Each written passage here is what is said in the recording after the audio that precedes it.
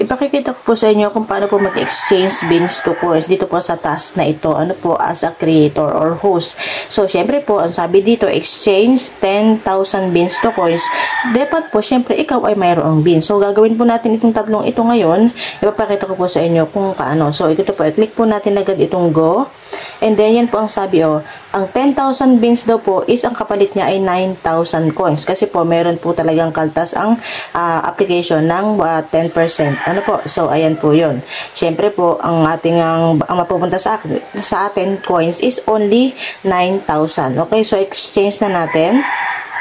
Okay, ayan po sabi, are you sure you want to exchange 10,000 beans to coins? Siyempre, to 9,000 coins. So, exchange ko na. Ayan. So, na-exchange ko na po, diba? So, ayun naman po, mayroon naman po tayo makiklaim na 1,000 coins. Okay? So, ang ganda po nito dahil kahit na po yung exchange rate doon sa, tulad nito, pakita ko sa inyo, diba? Exchange rate is 9,000 sa normal.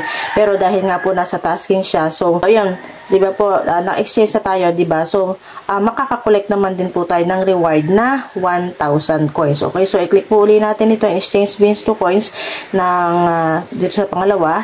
So, ayan po, 10,000 is, meron po tayong ibibigay na tulad nga po kanina. Pare-pareho lang po yan na 9,000 ang exchange rate. Okay? Pero, dahil nga po nasa tasking, may reward pa rin po tayo na 1,000. So, magiging 10,000 po yan.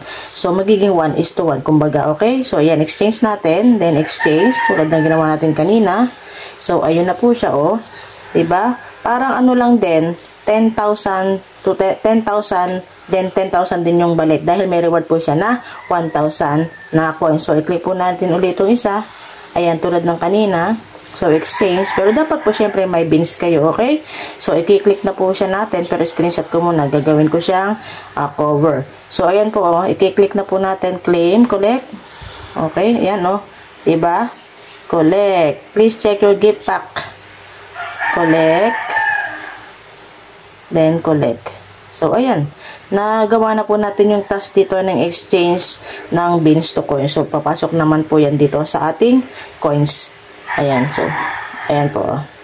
Diba? Nandyan na siya sa loob. 30,062 kasi wala naman akong maraming coins kanino. So, nadagdagan pa po siya. Okay? So, ganun lang po. Ganyan. So, kasi meron akong beans kaya nagawa ko yung tasking. Dapat po kayo ay mayroong beans para po magawa natin ang tasking about dito po sa exchange beans to coins. Ganun lang po kasimple. So, thank you so much and God bless. Happy earnings everyone.